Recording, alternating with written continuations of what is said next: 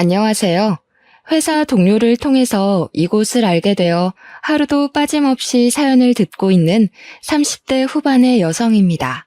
저는 수도권 대학교를 나오고 꽤 좋은 회사 경영팀에 10년 정도 근무하여 지금은 팀장이에요. 남들에 비해 승진이 빨랐습니다. 그리고 제 입으로 말하기 부끄럽지만 학교에서나 회사에서나 남들에게 싫은 소리 듣지 않고 나름대로 인정을 받으며 잘 살아왔어요. 그래서 제가 학교나 회사에서 했던 것처럼 결혼 생활을 한다면 문제없이 행복하게 잘할 수 있을 것으로 생각했죠. 하지만 사회생활과 결혼 생활은 다른 것이었나 봅니다. 저는 37살에 결혼을 하고 38살에 이혼했습니다. 결혼 생활을 한 1년 동안 시어머니 남편과 정말 질리도록 싸우고 또 싸웠네요. 그렇게 무수히 많은 싸움 끝에 도련님의 상견례 날 도련님의 결혼을 파혼시키고 저도 이혼 선언을 하게 되었습니다. 지금부터 저의 결혼에서 이혼까지의 모든 이야기를 들려드릴까 합니다. 남편은 저와 같은 회사였고 제가 이끄는 경영팀의 팀원이었습니다. 나이는 저보다 2살 어렸지만 일할 때 보면 누구보다 열정적이었고 일하는 센스도 뛰어났어요. 회사 내에서 평판도 좋았고 다른 부서 사람들과도 두루두루 친하게 지냈죠. 저는 그런 남편을 보며 나이는 어리지만 대단한 사람이라고 느껴졌고 남편도 저에게 호감이 생겼는지 회사 일이 아닌 개인적으로 연락을 종종 하더라고요. 그렇게 카톡을 주고받다가 밖에서 따로 만나 밥도 먹고 술도 마시는 사이가 되었고 이러한 시간이 쌓이고 쌓여 연인이 되었습니다. 점점 마음이 깊어져 결혼을 생각하게 되었고 결혼 준비를 하면서 우리가 이혼하지 않고 잘 살기 위해 많은 대화를 나눴어요. 먼저 주변 사람들이나 이곳 사연을 들어보면 부부 사이에 금전적인 차이가 생겼을 때 주로 문제가 발생하더라고요. 그래서 우리는 금전적인 것은 항상 같이 하기로 했습니다. 결혼 준비도 정확히 반반 나눠서 했고 집도 남편과 제가 같이 장만하였죠. 예단도 넉넉하지는 않아도 섭섭하지는 않을 만큼 준비해서 시어머니께 드리기로 했습니다. 그리고 결혼 후에는 시댁과 친정의 용돈이나 경조사비도 똑같이 드리기로 했어요. 시댁과 친정 둘 다 아버지는 돌아가시고 어머니만 계신 상태인데 저희 쪽은 어머니가 떡집을 크게 하셔서 먹고 사는데 큰 지장은 없으시지만 시어머니는 딱히 일하시지 않고 형님과 남편 그리고 도련님이 매달 드리는 용돈만으로 생활하고 계시거든요. 남편은 이러한 상황을 이야기하며 시댁에 반드시 용돈을 매달 드려야 한다길래 그럼 저도 친정에 그만큼의 용돈을 드리겠다고 했고 남편 역시 이에 불만 없이 동의했습니다. 어떤 분들은 부부 사이에 너무 계산적이지 않냐고 생각하실지도 모르겠어요. 하지만 제 주변에서 시댁에는 용돈을 많이 드리고 친정에는 용돈을 적게 드리는 이유로 싸우다가 결국에는 이혼까지 하는 후배도 보았고 처음부터 확실히 이런 부분을 이야기하지 않고 참고만 살다가 나중에 서로에게 크게 상처 주는 부부도 봐서 일부러 돈에 관련돼서는 확실하게 정리를 하였습니다. 부부의 공동 생활비 역시 매달 동등하게 내고 남편도 저도 일을 하다 보니 집안일 또한 당번을 정해서 번갈아 가면서 하기로 했어요.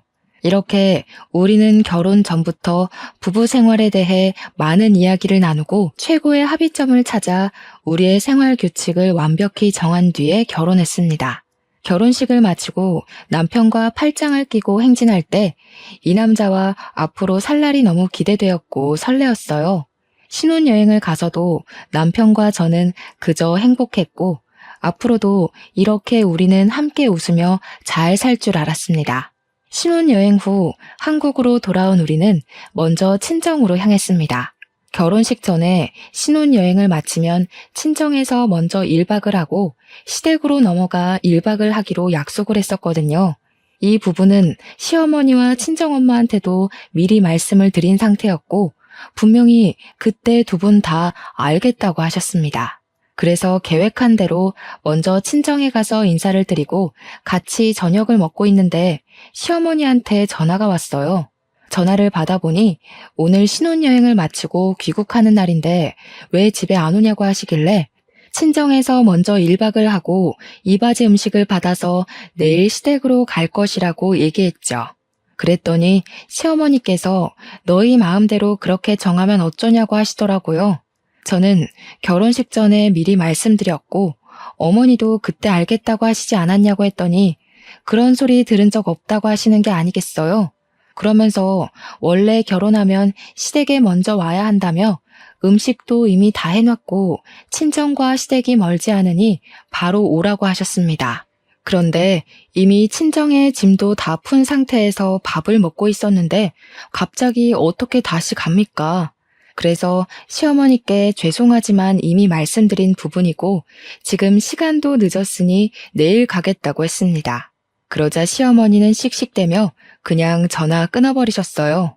기분이 찜찜하긴 했지만 그래도 내일 가서 남편과 제가 잘 말씀드리면 되겠지 싶어 따로 다시 전화를 드리지 않았습니다. 그리고 다음날 친정엄마가 준비해주신 이바지 음식을 받아서 시댁으로 향했어요. 시댁에 도착하니 시어머니 제게 뚱한 표정을 지으시며 이제야 왔냐고 하시더라고요. 원래 여자는 결혼하면 뭐든지 친정보다는 시댁이 먼저여야 하는데 어떻게 신혼여행 후에 시댁에 먼저 올 생각을 안 하고 친정부터가 아니? 앞으로는 그런 식으로 하면 안 된다. 이제 너는 이 집 사람이니 죽어서도 이 집 귀신이 되어야 해. 에이, 우리 엄마가 왜 이러실까? 지금이 무슨 조선시대도 아니고 무슨 시댁이 먼저야. 엄마, 요새 그런 말 하면 큰일 나. 꼰대 소리 듣는다고요. 요새는 시댁도 처가댁도 공평하게 해야 해. 무슨 말도 안 되는 소리를. 네가 지금 우리 현수보다 나이 많고 팀장이라고 현수 조종해서 시댁을 얼렁뚱땅 넘어갈 생각하지 마라. 알겠니? 네가 나이가 많아도 그래도 현수는 너의 남편이야. 너네 집의 가장이라고. 엄마, 나보다 우리 와이프가 돈 더 잘 벌어. 우리 집의 실질적인 가장은 미진이 누나라고. 이게 아주 큰일 날 소리를 하고 있네. 안사람한테 누나가 뭐니 누나가. 이제는 안사람이라고 불러.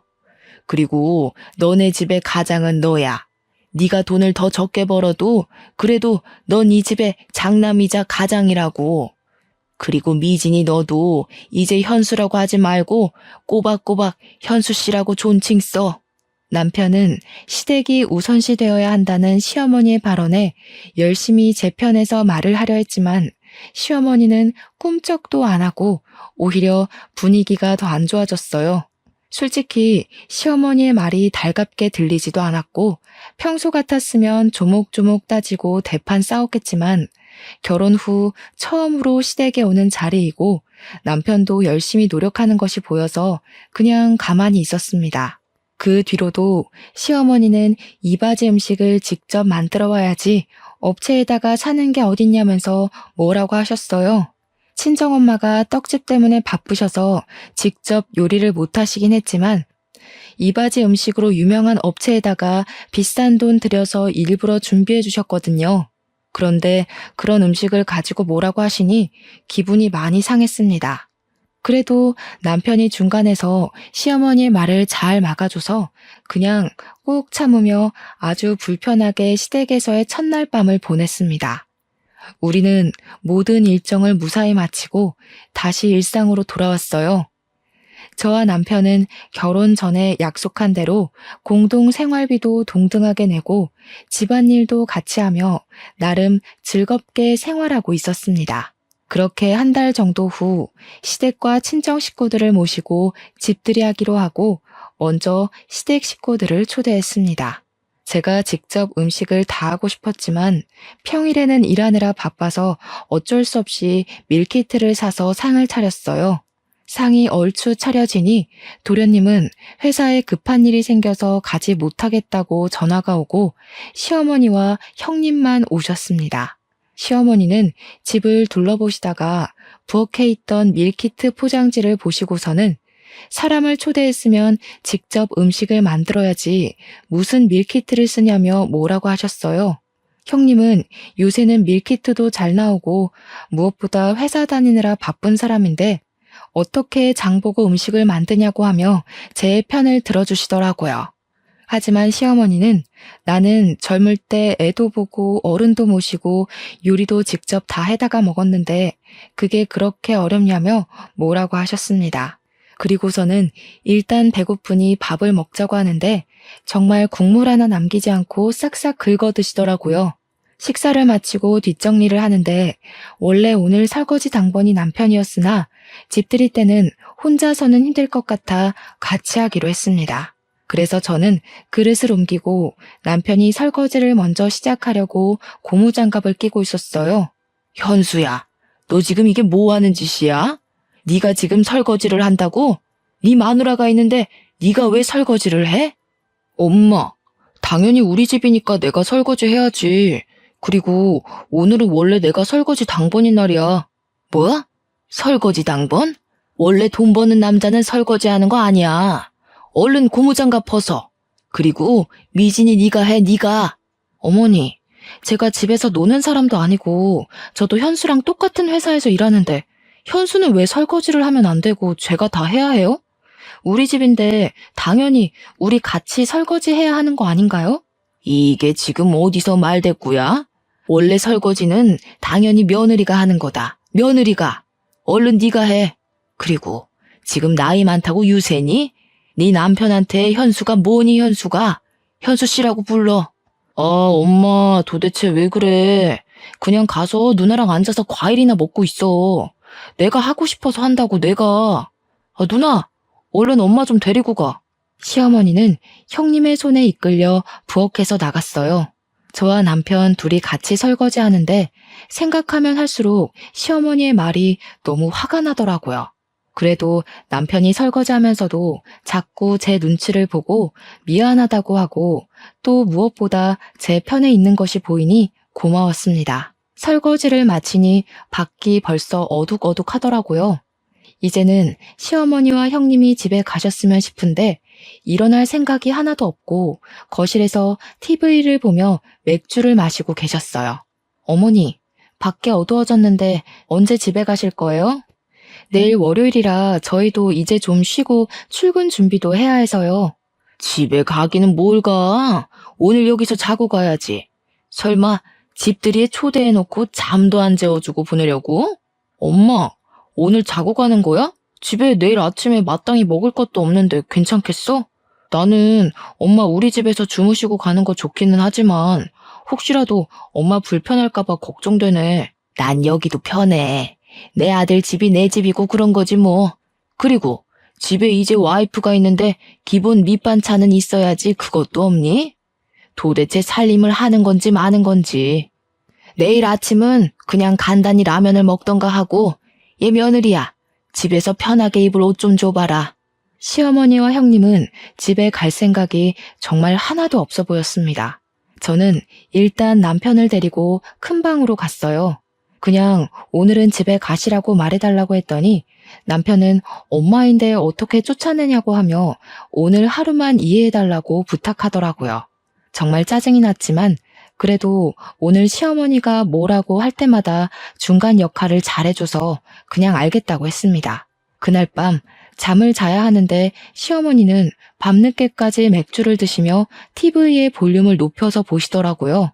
결국 저는 시끄러워서 잠을 거의 자지 못했네요. 아주 피곤한 몸을 이끌고 저와 남편이 출근 준비를 하고 있는데 작은 방에서 시어머니가 나오셨어요. 바로 출근하니? 밥은? 현수 아침은 안 먹이니? 저희 평일에는 서로 바빠서 아침은 집에서 먹지 않고 회사 근처 편의점에서 간단히 먹어요. 차리고 치우고 하면 회사 늦어서요. 뭐? 남편이 일하는데 따뜻한 밥을 집에서 먹여야지. 어떻게 만든지도 모르는 편의점 음식을 왜 사서 먹여? 너 정말 너무한 거 아니야? 어머니, 저도 회사에서 일해요. 제가 유세 떠는 것처럼 보일까봐 제 입으로 이런 말 하지 않으려고 했는데 엄밀히 말하면 회사에서 제가 현수 씨보다 일도 더 많이 하고 돈도 더 많이 벌어와요. 그런데 그런 제가 매일 현수 씨 밥까지 챙겨줘야 해요? 누나, 말이 좀 그렇다. 내가 언제 아침밥 달래? 그런 것도 아닌데 왜 말을 그렇게 해? 저는 어제부터 사사건건 트집 잡고 구박하는 시어머니한테 말을 더는 좋게 못하겠더라고요. 그래서 저도 모르게 말이 거칠게 나와버렸어요. 시어머니는 제 말에 아주 황당하다는 표정을 짓고 저는 에라 모르겠다는 심정으로 그냥 나와버렸습니다. 잠시 뒤 남편도 나오고 우리는 같이 차에 타서 회사로 향했어요. 평소에는 차 안에서 이런저런 얘기를 많이 나눴지만 오늘은 남편과 말하기도 싫고 딱히 할 말도 없어서 그냥 조용히 가고 있는데 남편이 먼저 말을 꺼내더라고요. 누나가 엄마 때문에 스트레스 받는다는 건 알겠는데 엄마한테 말 좀 이쁘게 해줄 순 없어? 엄마가 옛날 사고방식을 가지고 있기도 하고 솔직히 엄마 세대들은 당연히 그런 줄 알고 살아왔잖아. 내가 평소에 잘할 테니까 엄마 앞에서만 엄마 뜻에 따르면서 생활하자. 나 우리 엄마랑 누나랑 이렇게 싸우는 거 너무 싫어. 나랑 어머니랑 싸우는 게 다 내 잘못이니? 그리고 너 어머니 아들이기도 하지만 나와 가정을 이룬 부부이기도 해. 그동안은 어머니 아들로 설거지 한 번도 안 하고 살아왔을지 몰라도 이제는 바뀌었다고. 게다가 어머니 앞에서는 설거지고 집안일이고 다 내 차지면 우리가 결혼 전에 그렇게 오랜 시간 대화를 나누며 정했던 우리 부부의 생활 규칙은 뭐가 되니? 이 규칙만은 절대 깨지 말자고 다짐하고 또 다짐했는데 어머니 때문에 1년도 못 가서 이렇게 깨진다는 게 말이 돼? 규칙이 반드시 지켜야 할 법도 아니고 상황에 따라서 좀 깨질 수도 있고 하는 거지. 우리 엄마 앞에서 설거지하고 집안일 더 하는 게 그렇게 불만이야? 막말로 우리가 엄마를 모시고 사는 것도 아니고 어쩌다가 한 번 있는 일이잖아. 그런데 꼭 그렇게 한마디도 지지 않고 따져야 속이 시원해? 나 솔직히 설거지 더 할 수 있고 집안일도 더 할 수 있어.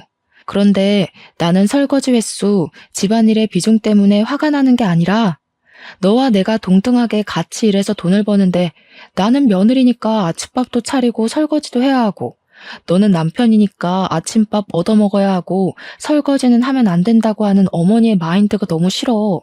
그리고 어머니는 그렇게 생각하실지 몰라도 그런 생각을 나에게 강요하시는 것도 너무 싫다고. 그냥 대충 네네 하고 좋게 넘어갈 수는 없어? 우리가 결혼 생활하면 엄마가 돌아가시기 전까지는 계속 이런 일로 누나랑 엄마랑 다퉈야 할 텐데 그냥 융통성 있게 넘어갈 수도 있잖아. 안 그래? 그렇게 한 번, 두 번 대충 네네 하고 넘어가면 당장은 조용하겠지. 그런데 과연 우리가 진짜 행복하게 살 수 있을까? 너야 편하겠지만 나는 절대 그리 못해. 그리고 내 성격상 분명히 언젠간 크게 폭발하고 말 거야. 그래서 애초에 그러기 전에 제대로 짚고 넘어가자는 거야.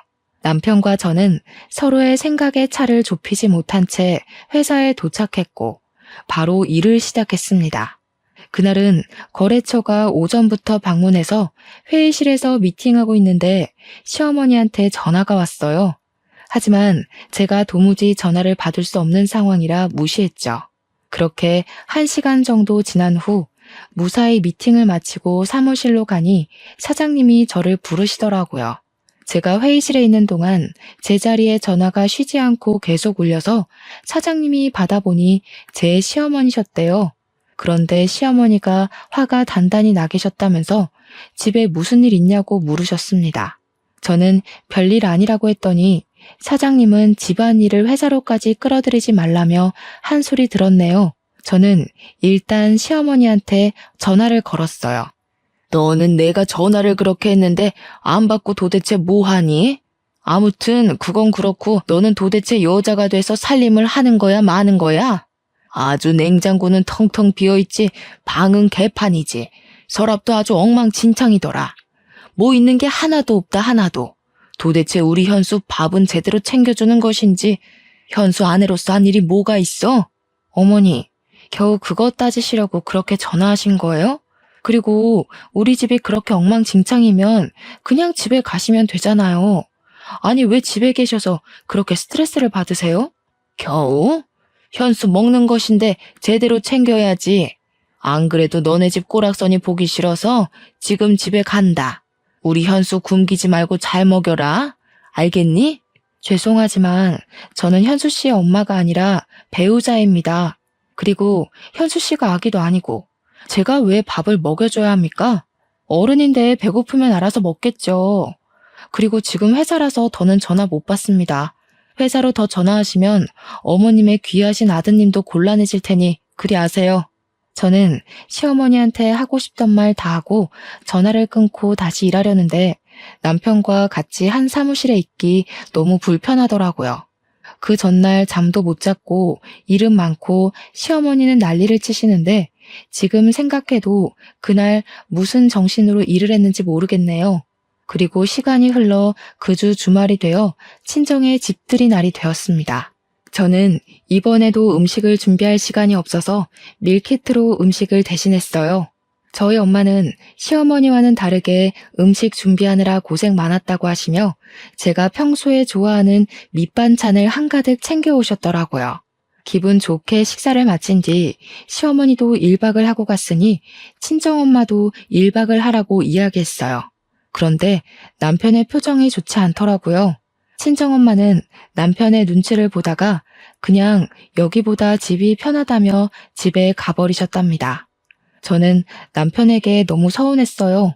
엄마가 가자마자 시부모님이랑 형님은 우리 집에서 주무시고 가시고 친정엄마는 딸 집에 처음 왔는데 주무시지도 못하냐며 따졌습니다. 그랬더니 남편은 너무 유치한 논리인 거 아니냐며 화를 내더라고요. 제가 완전 어이없어 하는데 그 뒤로 하는 말이 더 황당했습니다. 남편 말이 저와 시어머니는 같은 여자이니 덜 불편하겠지만 남편과 저희 엄마는 성별이 다르니 너무 불편하다는 거예요. 그래서 우리 엄마가 이 집에서 같이 자는 것은 안 된다는 이상한 논리를 펼치고 있더라고요. 저는 너무 기가 막혀서 말이 다 나오지 않았어요. 더 말하면 진짜 제대로 싸우고 이혼 도장을 찍을 것만 같아서 그냥 방으로 들어가 버렸습니다. 다음날 감정이 좀 진정돼서 다시 말해볼까 했지만 이미 지나간 일이기도 하고 앞으로 이렇게 시어머니와 친정엄마가 우리 집에 와서 잘 일이 얼마나 있겠냐는 생각에 더는 얘기하지 않기로 했네요. 그렇게 일주일 정도는 어색하고 서먹하게 지내다가 시간이 지나니 서운한 감정이 누그러들더라고요. 그래서 다시 이전처럼 그냥저냥 나쁘지 않게 지냈어요. 그리고 첫 명절이 다가왔습니다. 시댁이나 친정이 정확히 집에서 1시간 거리라 그냥 다녀만 오려다가 그래도 처음 맞이하는 명절이니 시댁, 친정 모두 하룻밤을 같이 지내고 오기로 했답니다. 친정은 차례를 지내지 않지만 시댁은 차례를 지내기에 음식 장만으로 할 일이 많아 먼저 시댁으로 갔어요. 시댁에 도착하니 시어머니는 음식 준비할 것이 많다며 오자마자 제게 앞치마를 주셨습니다. 그래도 첫 명절이라고 나름 차려입고 갔는데 왔냐는 인사도 없이 일꾼이 온 것처럼 앞치마부터 건네니 기분이 조금 그랬어요. 일단 저는 앞치마를 받고 편한 옷으로 갈아입고 부엌에 들어갔고 남편도 같이 돕는다고 부엌에 따라 들어왔답니다. 현수야, 너는 일하느라 힘들 텐데 부엌에는 왜 와? 가서 TV 보고 좀 쉬어. 이럴 때나 쉬지 언제 쉬니? 그리고 미진이는 여기 와서 전 좀 붙여라. 어머니가 자꾸 잊으시는 것 같은데 저랑 현수랑 같은 회사, 같은 부서에서 일해요. 아시죠? 그래도 너는 팀장이니까 좀 자유롭잖아. 그리고 남편한테 현수가 뭐니 현수가. 현수 씨 아니면 여보라고 똑바로 지칭해라. 왜? 전 붙이기 싫으니? 이깟 전 붙이는 게 뭐 힘들면 얼마나 힘들다고 싫은 티를 팍팍 내? 나이 많다고 유세 부리는 것도 아니고 원래 차례상 음식 장만은 다 며느리들이 하는 거야. 친정에서 차례를 지내지를 않았으니 알 리가 있나?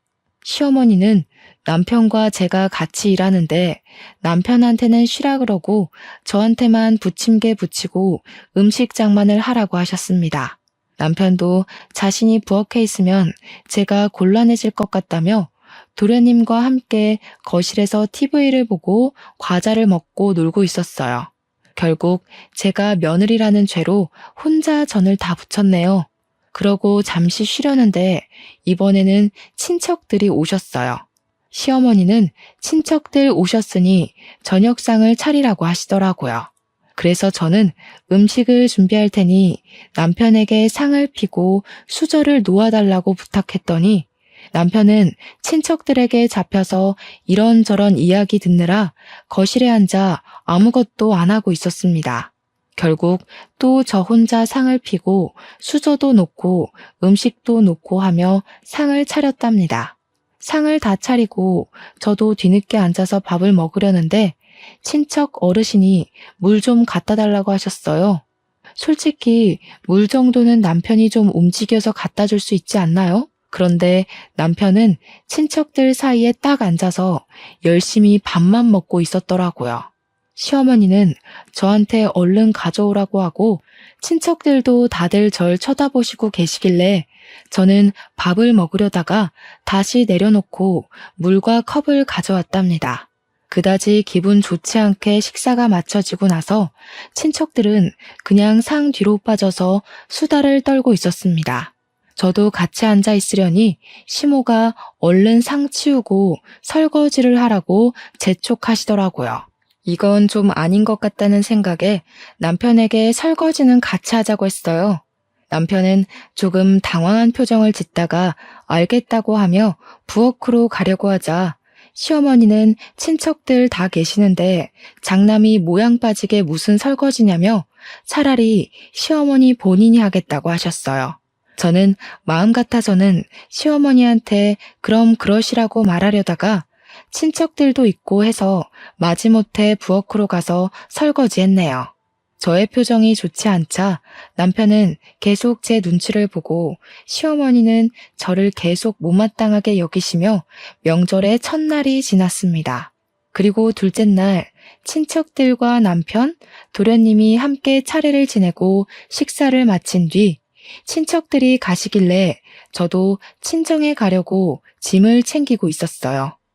그때 누군가가 집 벨을 눌러서 나가보니 도련님과 결혼할 사람이라며 예비 동서가 과일과 한우를 들고 집에 왔더라고요. 어제부터 음식 장만하느라 피곤함에 지친 저와는 달리 딱 봐도 화사하고 어리고 여자인 제가 봐도 너무 예뻤어요. 어차피 다음 주 상견례 때 볼 건데 왜 왔어? 그냥 집에서 쉬지 않고 기특하기도 하지. 지금 시간이 벌써 점심시간이네. 온 김에 밥 좀 먹고 가. 미진아, 이 예비동서 왔으니 같이 밥 먹게 상 좀 차리자. 시어머니는 저를 콕 집어서 상을 차리자고 하며 부엌으로 저를 데리고 갔어요. 예비동서도 돕는다고 들어가니 시어머니는 예쁘게 차려입고 왔는데 옷 버린다고 안 된다며 거실로 나가서 진수랑 현수랑 쉬고 있으라고 하셨습니다. 저도 첫 명절이라고 예쁘게 차려입고 왔는데 제게는 오자마자 앞치마를 던져주시더니 예비 동서한테는 한사코 쉬라고 하시는데 기분이 묘하게 상하더라고요. 어찌됐든 저는 시어머니와 함께 상을 차리고 다 같이 식사를 했어요. 식사를 마친 후 상을 정리하고 저와 남편이 설거지하려는데 예비 동서가 설거지는 자신이 하겠다고 왔습니다. 아가야, 넌 아직 손님인데 뭘 자꾸 도우려고 하니? 설거지는 네 형님이나 시키고 너는 이리 와서 거실에서 과일이나 먹자. 현수 너도 우리 집 가장이 설거지는 무슨 설거지야. 부엌에 얼쩡거리지 말고 여기 앉아. 그리고 미진아, 가서 과일 좀 깎아와. 예비 동서는 어쩔 수 없이 다시 나가고 저는 과일을 내왔어요. 과일을 깎으며 이야기를 들어보니 예비 동서는 도련님보다 4살이 어리고 부모님의 사업이 잘 돼서 집이 꽤 부유하더라고요. 그래서인지 혼수와 예단을 아주 넉넉히 준비한다고 했습니다. 잘 살고 나이도 어리고 예쁜 예비 동서가 오니 집안 분위기가 아주 밝아지고 다들 예비 동서를 환영하는 분위기였어요. 그 사이에서 저는 왠지 모를 씁쓸함과 소외감이 느껴지며 괜히 서글퍼져서 부엌에가 혼자 설거지하고 부엌 정리를 했답니다. 다 마치고 나니 예비 동서가 집에 간다고 하더라고요. 저는 상견례 때 보자고 인사를 하고 시계를 보니 벌써 오후 4시였어요. 이제는 진짜 집에 가려고 짐을 챙기고 있으니 이번에는 형님의 가족이 집에 왔습니다. 왜? 벌써 가게? 현수나도 명절 때 봐야지 벌써 가면 되니? 너도 좀 같이 어울리다가 천천히 가. 어차피 친정도 가깝잖아. 친정은 차례도 지내지 않는데 좀 더 있어. 형님도 친정에 오셨는데 저도 친정에 가야죠. 친정엄마는 자식이 저 하나뿐이라 저 기다리고 계실 거예요. 지금 출발해도 어둑해져서 도착할 텐데 이제는 가야죠. 그래도 첫 명절이잖니? 그리고 여자는 원래 결혼하면 친정보다는 시댁이다. 나는 옛날에 명절 때 친정 아예 가지도 못했어. 지금은 그 정도는 바라지도 않으니 그냥 조금 더 있다가 가. 시어머니의 말에 남편도 어쩔 수 없다는 듯한 표정을 짓고 있더라고요. 저는 더는 이 자리에 있을 필요가 없다고 느껴서 그냥 짐을 챙겨서 그냥 인사하고 나와버렸습니다. 남편도 어쩔 수 없이 같이 따라 나왔어요. 야, 그래도 첫 명절인데 기분 나쁘게 이렇게 그냥 나와야겠냐? 그냥 1시간 정도만 더 있다가 나가도 되잖아. 그게 그렇게 어려워? 1시간? 1시간이 2시간 되고 그러다가 시댁에서 명절 다 지내고 친정도 못 가. 이런 거는 처음부터 제대로 해야 한다고. 너는 어쩜 그렇게 인정머리 하나 없이 딱딱 반반이냐? 하여튼 하나도 손에 안 보려고 한다니까. 나 원래 이러는 거 몰랐어? 그리고 거꾸로 생각해봐. 네가 우리 집 갔는데 엄마가 너 가지 말라고 하면서 집에서 설거지 시키고 요리하라고 시킨다고 생각해봐. 그러면 너라면 알겠습니다 하고 그냥 있겠니? 내 생각엔 네가 나보다 더 했으면 더 했지 덜하진 않을 것 같은데. 저와 남편은 친정 가는 차 안에서 계속 싸웠어요. 친정집에 도착해서도 우리는 표정이 좋지 않았고 그런 모습을 본 친정엄마는 시댁에서 무슨 일이 있었냐며 걱정하셨습니다. 시댁에서 있던 일을 말하려던 찰나 시어머니한테 전화가 왔어요. 전화를 받아보니 술에 잔뜩 취한 목소리더라고요. 너는 큰며느리라는 애가 첫 명절인데 내가 허락도 안 했는데 양해도 구하지 않고 그냥 친정으로 가버리면 되겠냐? 심지어 현수 누나도 집에 왔는데 명절에 네 형님이랑 다 같이 친해지는 시간도 갖고 하면 좀 좋아. 여자는 결혼하면 출가 외인, 여자는 결혼하면 친정사람 아니니까 친정에 발도 들여놓으면 안 된다고. 그것도 모르는 게 무슨 회사의 팀장이라고. 어머니, 제가 명절에 제 엄마를 보러 가겠다는데 그게 어머니께 허락까지 받아야 할 일인가요? 제가 시댁에 들리지 않고 친정에 가겠다는 것도 아니고 친정이 가면 안 되는 것도 아닌데 허락을 받고 양해를 구해야 한다는 게 제 선에서는 이해가 가지 않네요. 심지어 형님은 친정에 왔는데 저는 친정에 아직 가지 말라니. 그게 무슨 경우예요? 이게 뭘 잘했다고 말대꾸야? 친정에서 시어미한테 그렇게 하라고 가르치디? 지금 당장 와, 당장. 출가 외인이 어디서 명절 때 친정을 가고 있어? 그리고 딸하고 며느리하고 같아? 출가 외인은 예전에나 있단 말이죠. 남녀가 동등하게 결혼 준비를 하고 돈도 같이 버는 이 시대에 출가 외인 타령하시는 건 아닌 것 같은데요. 그리고 다시는 술 드시고 제게 이렇게 전화하지 마세요. 저는 어머니의 말씀대로 딸이 아니라 며느리입니다. 술 취한 어머니의 주정을 딸은 들어드릴 수 있어도 며느리인 저는 들어드릴 수 없습니다. 전 제 할 말을 다 하고 시어머니의 전화를 일방적으로 끊었습니다. 그랬더니 시어머니는 남편 핸드폰으로 전화해서는 며느리 눈치 보느라 못 살겠다며 하소연을 하시는 것이 아니겠어요. 그때 저와 엄마는 남편과 같이 있어서 시어머니가 뭐라고 하는 것을 친정엄마가 다 듣게 되었어요. 엄마는 화가 단단히 나서 남편의 핸드폰을 뺏어갔습니다. 사돈, 듣자 하니까 정말 너무하시네요. 저랑 동년배이신데 어쩜 그렇게 사고가 꽉 막혀 있으신지 6.25 전쟁까지 겪으신 제 시어머니보다 더 꽉 막히셨네요.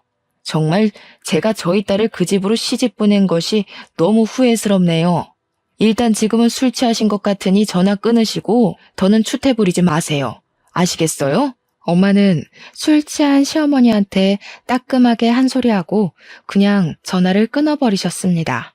바로 다시 시어머니의 전화가 계속 울리고 남편이 받으려 했지만 제가 지금 전화를 받으면 바로 이혼이라고 하니 전화를 받지 않았어요. 그렇게 살얼음판 같았던 명절이 지났답니다. 명절이 지나고 오랜만에 출근한 날 회사에서 일하는데 1층에서 시끄러운 소리가 들려 나가보니 시어머니가 회사 문 앞에서 사람들과 싸우고 있더라고요. 가만히 들어보니 우리 아들과 며느리가 이 회사 경영팀에서 일하니 들어가겠다 하고 회사 사람들은 아무리 가족이라고 해도 이렇게 막무가내로 오시면 안 된다며 난동을 부리고 있었습니다. 저와 남편은 깜짝 놀라 1층으로 내려가자 시어머니가 왜 명절 때 전화를 받지 않느냐며 네가 그러고도 며느리냐고 하며 소리를 고래고래 지르시더라고요. 아무리 그래도 그렇지. 여기는 저와 남편이 일하는 회사입니다. 일단 가세요. 집에 가서 이야기해요. 이게 회사까지 쫓아올 만큼 중대한 일이에요? 당연하지. 며느리가 며느리 도리를 안 하는데 회사가 아니라 우주 끝까지라도 쫓아가야지. 2년이 일만 해와서 뭐 아무것도 모르는 것 같은데 오늘부터 퇴근하고 우리 집 와서 며느리 도리 좀 배워라. 이번 주에 진수 상견례도 있고 네가 그래도 맏며느리인데 진수 처한테 이것저것 알려주려면 너도 배워야 하지 않겠어? 엄마, 그만 좀 해. 회사에서 일하는데 이게 무슨 행패야? 제발 그냥 집에 가. 엄마 아들, 이 회사에서 잘리는 꼴 보고 싶어? 남편의 간곡한 부탁에 시어머니는 집으로 갔어요. 사무실로 들어가니 바로 사장님이 저와 남편을 부르셨고 제발 집안의 일을 회사에까지 끌고 오지 말라며 엄청나게 크게 혼이 났습니다. 안 그래도 그날은 연휴 끝난 후라 정신없는데 시어머니 때문에 더 정신없고 쪽팔려서 대충 급한 일만 마무리 짓고 저와 남편은 도망치듯이 퇴근을 했네요. 퇴근하며 남편은 내게 그냥 적당히 노인네 기분 좀 맞춰줄 순 없냐고 뭐라고 하고 저는 그런 남편의 말에 화가 나 크게 싸웠습니다. 그 뒤로 저는 시어머니의 전화를 받지 않고 남편과 대화도 하지 않으며 남남처럼 생활했네요. 그리고 도련님의 상견례 날이 왔어요. 예단 이야기가 나왔는데 예단비 2억에 고급 모피코트에 명품 가방을 준비한다고 하더라고요. 시어머니는 넉넉한 예단과 혼수에 너무 좋아했고 상견례장 분위기도 아주 화기애애했습니다. 이런저런 대화를 하다가 예비동생 어머니가 저한테 시어머니가 잘해주시냐고 물어보셨어요. 네, 잘해주세요. 며느리는 출가 외인이니 친정보다는 시댁이 먼저야 하고 명절 때도 형님은 친정에 왔지만 저는 친정에 가면 안 된다고 하시고 맞벌이여도 남편 밥은 챙겨야 하고 남편한테는 설거지도 시켜서는 안 된다고는 하지만 그래도 잘해주세요. 예, 너는 왜 그런 소리를 이 자리에서 하니? 내가 언제 그랬다고? 지금 농담하는 거지? 사돈, 우리 집 맏며느리가 원래 이렇게 장난을 잘 쳐요. 장난 아닌데요? 매번 그러셨잖아요. 동서도 저번에 명절 때 집에 못 가고 있는 거 다 봤죠? 설거지도 제 남편한테는 하나도 안 시키고 저 혼자 다 했던 것도 기억하시죠? 이 집으로 시집 오면 그게 동서의 미래 모습이에요. 이제 명절 때는 친정에 갈 생각 마시고 주야 장천 설거지만 하셔야 할 겁니다.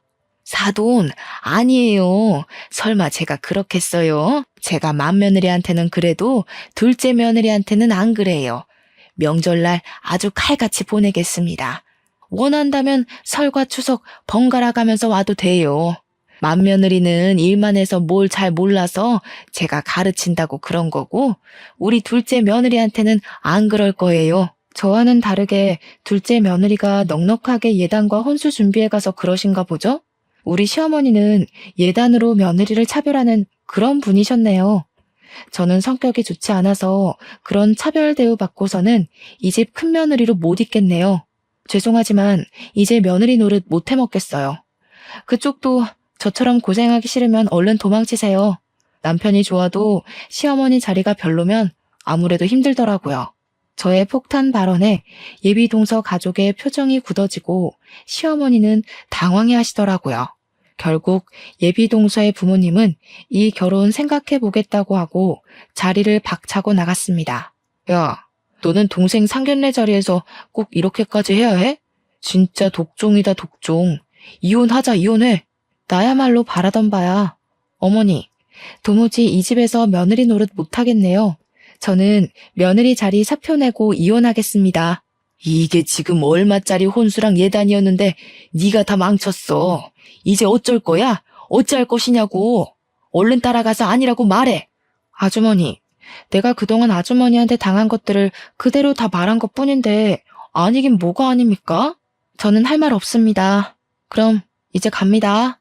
저는 그 길로 나가서 신혼집에서 짐을 다 싸들고 친정으로 갔습니다. 저희 엄마는 제게 괜히 결혼해서 눈치 보고 구박대기로 사는 것 같아서 마음 아팠는데 그렇게 살 바엔 차라리 이혼하고 혼자 사는 게 100번 1000번 낫다고 잘했다고 하셨어요. 솔직히 이혼이 잘한 일은 아니었지만 그래도 엄마가 그리 말해주시니 너무 감사했답니다. 그리고 월요일, 회사에 가니 남편이 일찍 출근해 있었습니다. 저는 남편을 회의실로 불러서 이혼 서류를 건넸어요. 남편은 무슨 이런 일 가지고 이혼이냐고 남들 다 이렇게 산다고 하더라고요. 남들은 다들 이렇게 살아도 나는 이렇게 못 살아. 내가 설거지 몇 번 더 하고 시댁에 오래 있겠다고 해서 이러는 거 아니야. 나에게는 엄격하게 며느리 도리 강요하면서 자기 아들은 집안일 하나 못하게 하고 내가 예단비 적게 해왔다는 이유로 벌써 대놓고 차별하라고 하시는데 나는 그런 차별 대우받으면서 못 산다고. 그렇지 않아도 네가 상견례 자리에서 그러고 나가서 진수 파혼했어. 그럼 된 거 아니야? 너도 꼭 이렇게 이혼까지 해야 해? 잘 됐네. 도련님 파혼시킨 마당에 내가 이제 시댁에 가면 나는 천덕꾸러기일 텐데 나는 더는 그렇게 못 살아. 이혼해. 우리는 회사 회의실에서 대판 싸우고 결국에는 이혼을 하기로 합의를 했습니다. 며칠 뒤 우리가 이혼한다는 소식을 들은 시어머니가 또 회사에 와서 저를 찾는다고 난리를 치는 바람에 회사에 남편에 대해 좋지 않은 소문이 났습니다. 그리고 얼마 지나지 않아 남편은 사람들의 따가운 눈총을 이겨내지 못하고 회사를 관두게 되었답니다. 반면 저는 이혼 후 여전히 경영팀 팀장으로 사람들과 좋은 관계를 유지하며 회사에 잘 다니고 있습니다. 솔직히 그동안 회사에 다니면서 다양한 상황들을 많이 만났지만 그래도 그때마다 잘 대처를 해왔거든요. 그래서 저는 결혼 생활도 잘할 줄 알았습니다. 잘 살기 위해서 결혼 전 남편과 많은 대화도 나누고 현명하게 준비를 한다고 했지만 결국 이혼하게 되고 말았네요. 물론 저도 무조건 잘했다고는 생각지 않습니다. 제가 융통성 있고 좀 더 유연하게 해야 했는데 제 성격상 그러지 못한 부분도 있었을 것으로 생각해요. 하지만 저의 이혼을 후회하지는 않아요. 다시 그 상황이 되어도 조건 없는 며느리의 희생을 강요하는 전 시어머니와 처음에는 제 편인 듯 했지만 결국엔 어머니의 뜻에 수긍했던 전 남편에게 이혼 서류를 던졌을 것입니다. 다만 마음이 정리되고 나중에 혹시라도 마음에 드는 남자가 생긴다면 그때는 지금보다 더 현명하고 지혜롭게 결혼 생활을 하고 싶네요. 생기지 않는다면 어쩔 수 없고요. 그 전까지 저는 평소와 같이 열심히 회사 생활하며 자기 개발도 열심히 해보려고 해요. 그러다가 기회가 된다면 더 좋은 인연이 생길 수도 있겠죠? 그러길 바라봅니다. 지금까지 저의 긴 이야기 들어주셔서 감사합니다.